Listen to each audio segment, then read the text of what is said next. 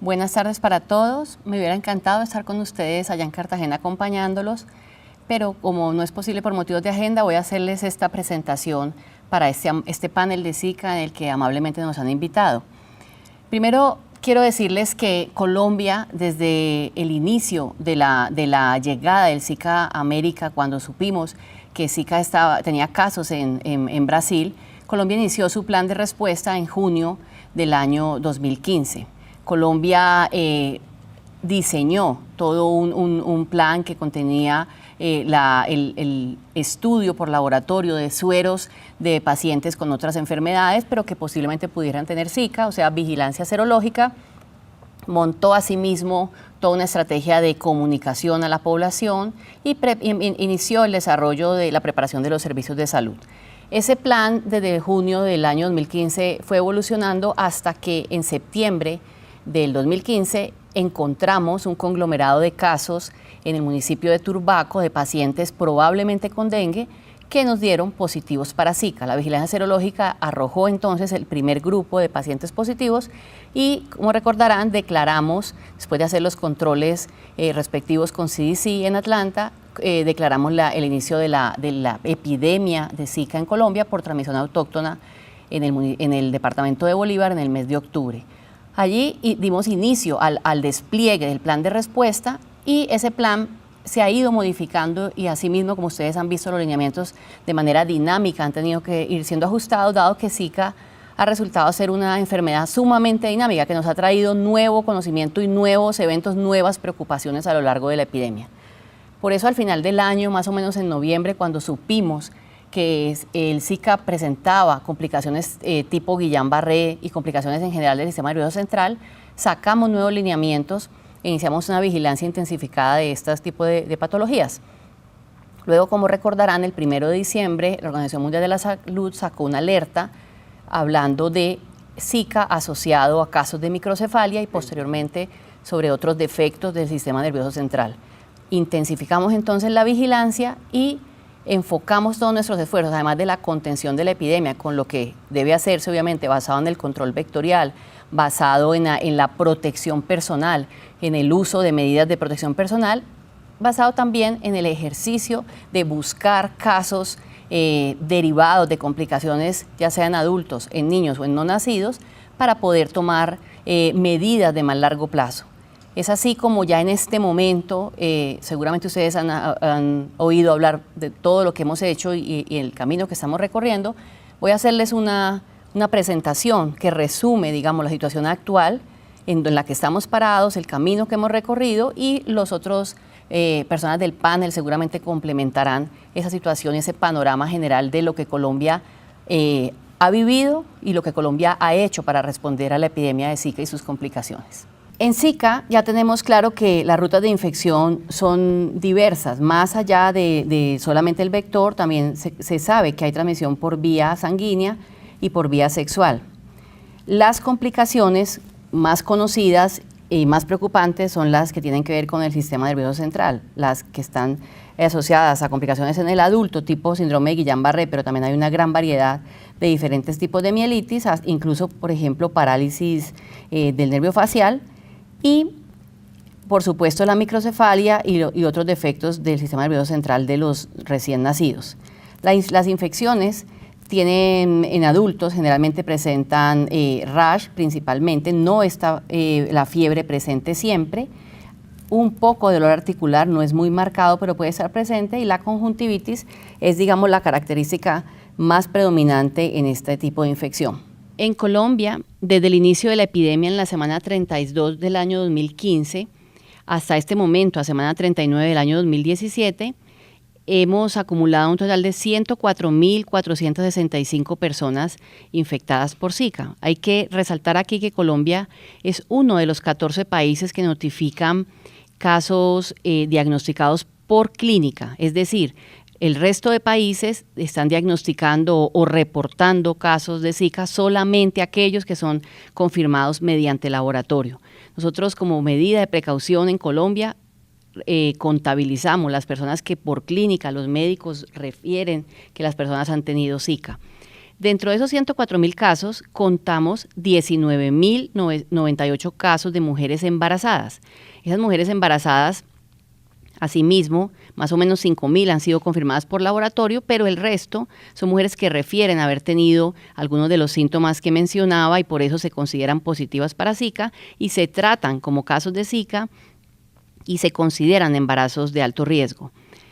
Han nacido en este momento 42 bebés que hemos asociado sus defectos congénitos tipo microcefalia y otros defectos del sistema nervioso central, los hemos asociado con Zika virus.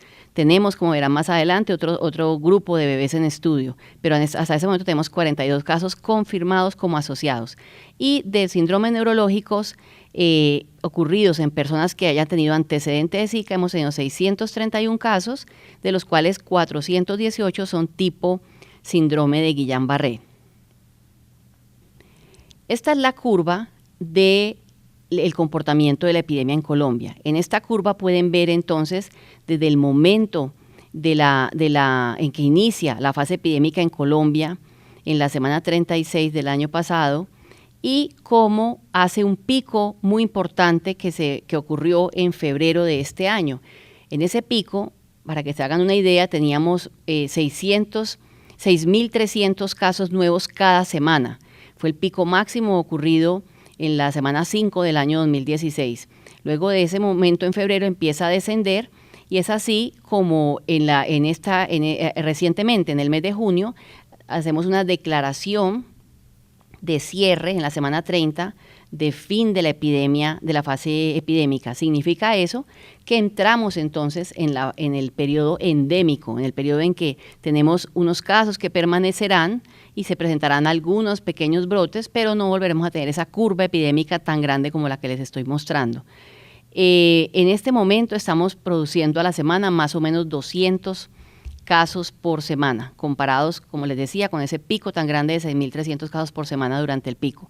En rojo, dentro de la curva, pueden ver los casos confirmados. Los casos confirmados se ven muy pequeños comparado con el total de la epidemia, pero somos el país que más pruebas diagnósticas para Zika ha realizado en todo el continente. Ahora, hablando de las dos principales complicaciones para Zika, en esta curva podemos ver los síndromes neurológicos y sobre todo el Guillain-Barré. Es una gráfica muy sencilla que lo que nos permite ver en la línea es el comportamiento de la curva epidémica de Zika que ya les acabo de mostrar, pero en las barras rojas están los casos de Guillain-Barré. Como pueden ver, es absolutamente coincidente. Este Guillain-Barré producido por Zika, las investigaciones, como verán con algunos de los otros panelistas, nos han mostrado que es un Guillain-Barré atípico, un Guillain-Barré que empieza prácticamente al mismo tiempo que la enfermedad por Zika, que aparece tempranamente y por eso las curvas coinciden. Hablando de las microcefalias y de las alteraciones de defectos congénitos en el sistema nervioso central, voy a explicarles cómo ha sido ese comportamiento en Colombia y cómo se estudian, qué es lo que estamos haciendo con los recién nacidos y con los nonatos. En esta diapositiva pueden ver un esquema que resume de manera muy sencilla el protocolo de evaluación de una microcefalia y de defectos en el sistema nervioso central. Básicamente, una embarazada puede tener o no antecedente de virus Zika.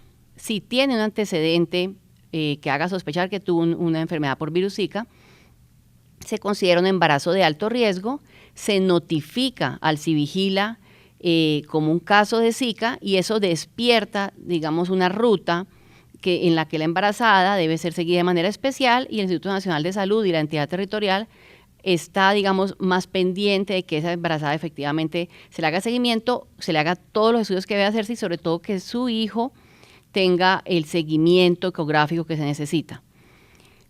Esa embarazada llega entonces a tener una ecografía dentro de su evaluación prenatal. Por el otro lado, si la embarazada no tiene un antecedente de Zika, de igual manera tiene contemplado al menos una ecografía durante su embarazo. En ambas ecografías deben buscarse, estando en este momento en posepidemia de Zika o durante la epidemia de Zika, debe buscarse defectos congénitos, debe buscarse alteraciones congénitas mediante ecografía. Si la ecografía es anormal, entonces se debe notificar, porque ya uno de los grandes cambios es que desde el momento de ecografía se reporta ya al Civigila los defectos congénitos. Y aquí quiero ser muy clara, se sigue el manejo clínico de acuerdo al criterio médico. Esa es la relación médico-paciente, que se hacen los análisis, las reflexiones y se toman las decisiones. Es ahí, en ese ámbito médico-paciente, que con el criterio médico y obviamente con la participación y el consentimiento y la opinión del paciente, se toman las decisiones que haya que tomar. Cuando el niño nace y el niño presenta alguna alteración, obviamente despierta una ruta distinta, que es la del estudio del defecto congénito, pero si el niño no presenta una alteración, pues el niño, digamos, tiene que seguir en un seguimiento rutinario porque puede ser hijo de una madre con antecedente de Zika. Me voy a centrar entonces en el caso en que el niño tiene un defecto congénito. Los defectos congénitos, como ven a la derecha, se estudian buscándole orígenes infecciosos, genéticos, congénitos o incluso ambientales. En esa gráfica el Zika está separado de los infecciosos, digamos, por hacer ese énfasis en el estudio de Zika, pero forma parte de los infecciosos. Se hacen todas las pruebas infecciosas moleculares, todas las que tradicionalmente deben hacerse Storch más Zika. Se le hace un cariotipo de más de 500 bandas. Se le hace necesariamente a ese recién nacido una ecografía transfontanelar, examen oftalmológico, examen auditivo, valoración por neuropediatría y valoración por genetista. Es solamente esa confluencia de exámenes las que permiten, analizando caso a caso, uno por uno, establecer si están asociados a Zika o se puede determinar otro origen.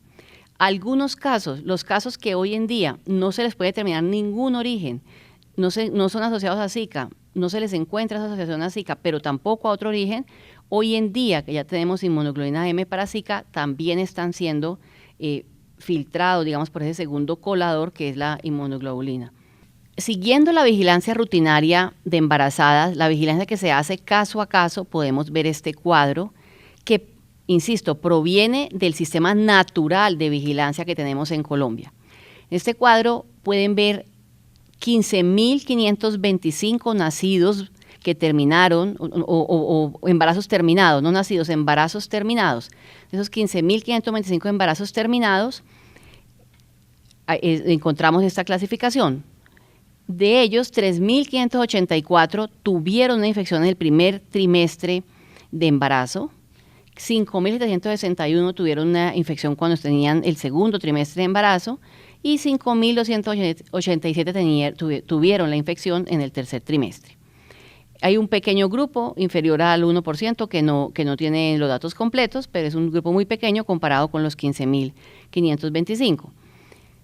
¿Qué es importante en esta tabla? Como pueden ver ahí resaltado, hemos identificado que los defectos congénitos en los pacientes o en las mamás que fueron infectadas con virus Zika en el primer trimestre es superior, 1,2%, distinto a un 0,5% o a un 0,8% que estamos viendo en los otros trimestres.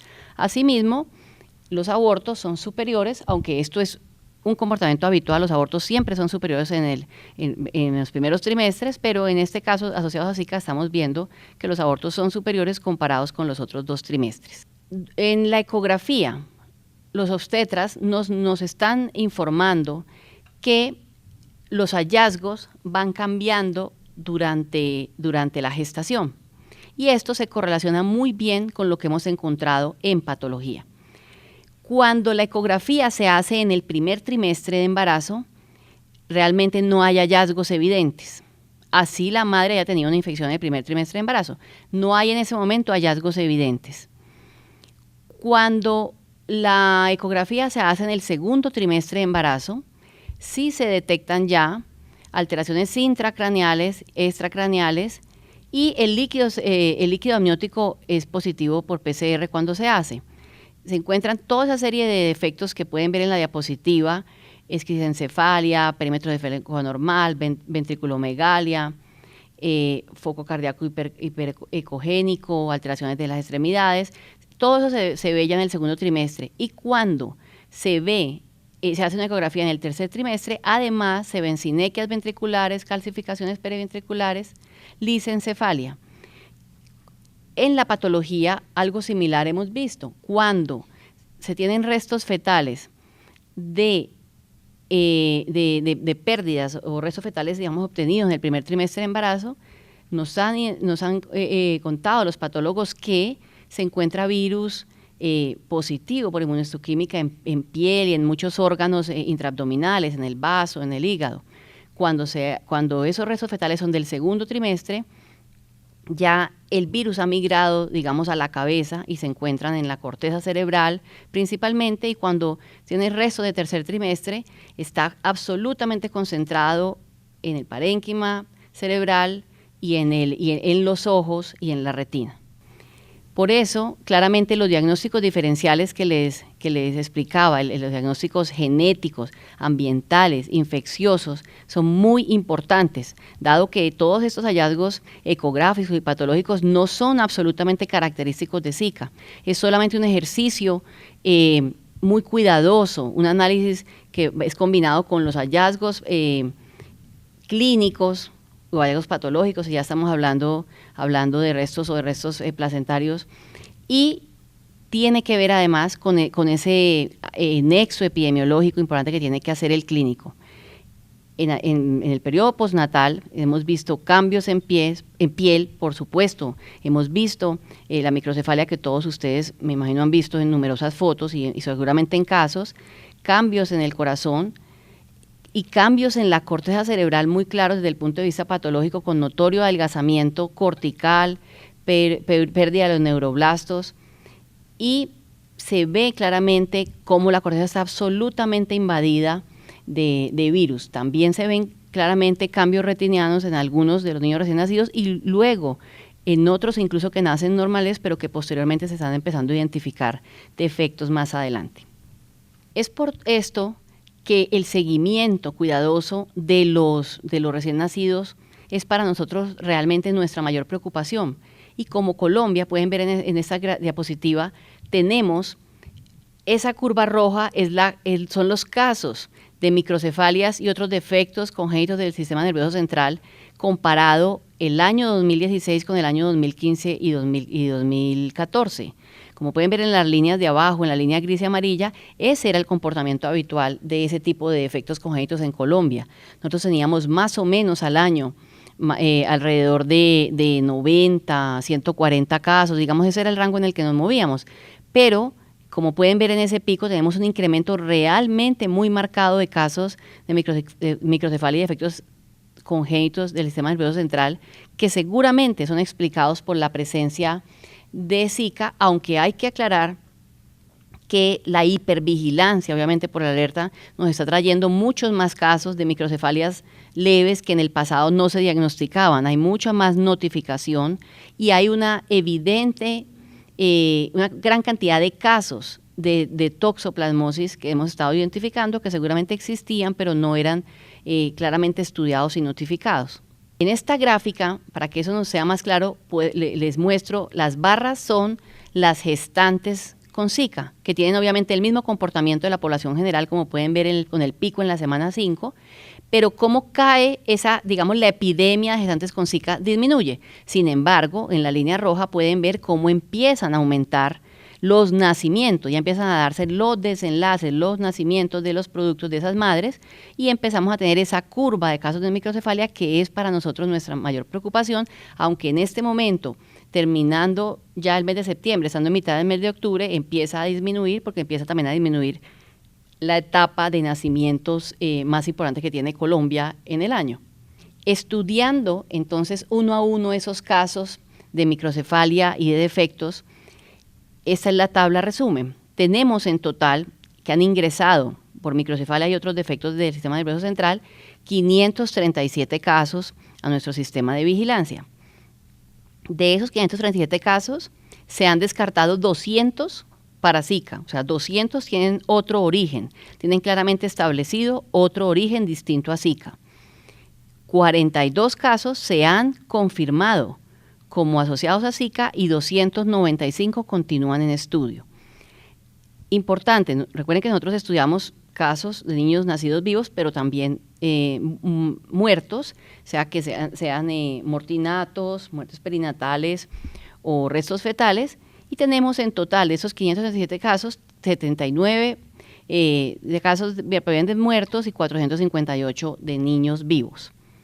Algo importante, algo que debemos tener en cuenta, de esos 42 casos que han sido asociados a virus Zika, 16 de ellos, la madre no tuvo ningún antecedente, ningún tipo de síntoma, ninguna sospecha siquiera de haber tenido Zika previamente. Entonces, 26 de ellas sí, pero 16 no. Por eso, claramente, se confirma lo que dice alguna literatura internacional de la proporción por cada caso, digamos, que estamos viendo con síntomas. Puede existir otro caso, en este caso, digamos, casi medio caso, por cada 2 casos que vemos con síntomas, existe otro que no estamos pudiendo identificar porque la madre no tiene síntomas. Para respondernos todas estas preguntas, para ahondar en este conocimiento, dado que esto que les he mostrado, que es una aproximación basada en vigilancia del comportamiento de lo que está sucediendo, nosotros, utilizando las herramientas de vigilancia, hemos hecho unos proyectos colaborativos con CDC, de los cuales va a profundizar la doctora Marcela, la doctora Honein ahorita en el panel. Son estudios muy importantes basados en vigilancia que permiten respondernos preguntas fundamentales. Poder saber, por ejemplo, cuál es la probabilidad de transmisión vertical y cuál es la probabilidad de que si hay transmisión vertical haya realmente defectos congénitos y cuál es la probabilidad diferencial trimestre a trimestre, cuál es el patrón del síndrome de Zika congénito, cuál es el patrón de daño y cuál asociado a cada trimestre. ¿Qué pasa más adelante con los niños que nacen aparentemente sanos cuando sabemos que el virus es un virus que permanece, que es neurotropo y que va a estar acompañando al niño por lo menos durante el primer año de vida cuando sabemos que se da todo el desarrollo del sistema nervioso central? ¿Qué pasa? Porque algunas personas son más proclives a hacer Guillain-Barré que otras cuando les da Zika. Todo ese ejercicio de entender lo hemos hecho en colaboración con CDC, además de habernos acompañado en procesos de asistencia técnica que han permitido tener una respuesta adecuada en Colombia y fortalecer, digamos, las capacidades territoriales. Termino esta presentación haciendo énfasis en que es el ejercicio clínico. Solamente la práctica clínica detallada, la práctica clínica cuidadosa, la que permite detectar oportunamente defectos congénitos y complicaciones en un recién nacido. Solamente ese ejercicio clínico y ese análisis clínico es el que permite tomar decisiones oportunamente. Y en el futuro, con todos estos niños nacidos, lo que estamos haciendo con neuropediatras y con oftalmólogos es esa práctica clínica la que permitirá detectar oportunamente lesiones y hacer las intervenciones que sean pertinentes, que tengamos disponibles con lo que existe hoy en día en el mundo. Eso seguramente permitirá minimizar el daño, minimizar el impacto sobre una generación y evitar una discapacidad que podemos evitar. Esto es un riesgo enorme en este momento. Yo lo equiparo con lo que sucedió en los años 60 con el síndrome de rubiola congénita. Estamos en un momento similar. Entonces, el compromiso de cada uno de ustedes, ese conocimiento médico oportuno, es lo único que puede cambiar el curso de los desenlaces. Colombia ha hecho un ejercicio exitoso con la contención de la epidemia de Zika. Cada colombiano ha hecho un ejercicio exitoso contribuyendo al control del vector y al autocuidado. Pero el ejercicio clínico en este momento es fundamental para el desenlace futuro. Esperemos que vengan más adelante medidas que puedan cortar transmisiones de ese tipo vacuna, pero en este momento es fundamental el diagnóstico temprano de los recién nacidos en el periodo intrauterino. Es fundamental el diagnóstico y el seguimiento del recién nacido en el momento que nace y el seguimiento del niño nacido durante al menos los 2 primeros años de vida. Muchas gracias y espero que terminen exitosamente este panel y este congreso y feliz tarde.